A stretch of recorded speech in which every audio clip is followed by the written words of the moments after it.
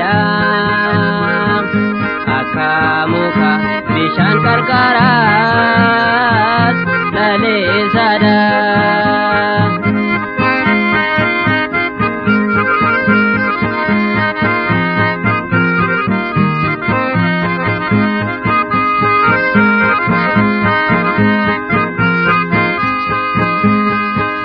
biya lafakanati koranti bayadusi agalana tebe sodadan rabamnusi amanachun kenya wakayon yotae upenu chimbo jabale kantae namni wakayon amanatu ebe pamadam akamuka bishan karkaras lalisada namni wakayon amanatu ebe pamadam akamuka bishan karkaras lalisada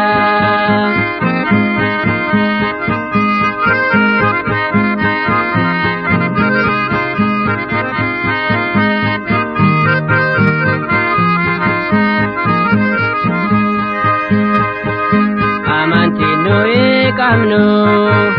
unden sajabanani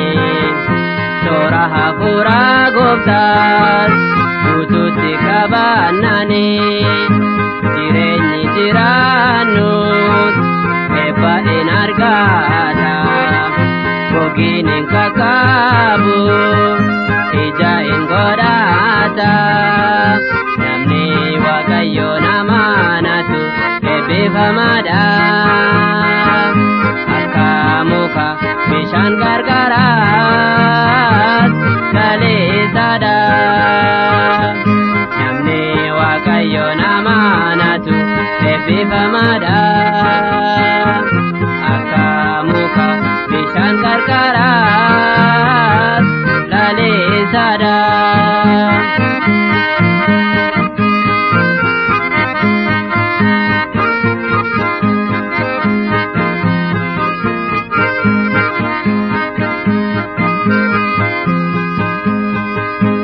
amantiti hokane enna dukkubsane cocoba hafurasas of keessaa yoo dhabne jireenya nagaan qabne kan jiraannu taana sa'a galaanaa tebe bubbeedhaan hin quufna namni waaqayyoon amaanatu eebbifamadha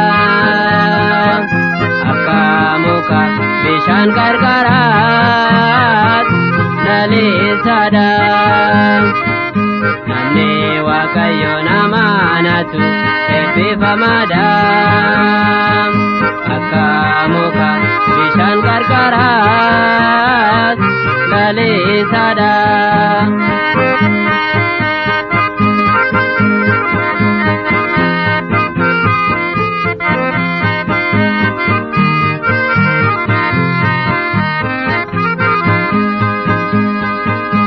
amanachuun keenya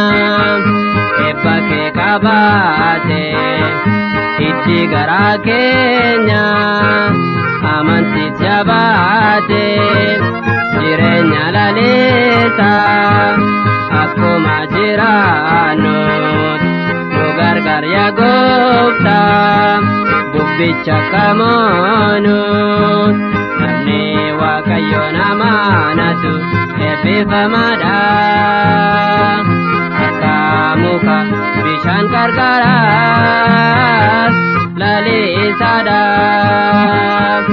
namni waaqayyoon amaanatu eebbifamaadha akka muka bishaan qarqaraas lalisaadha.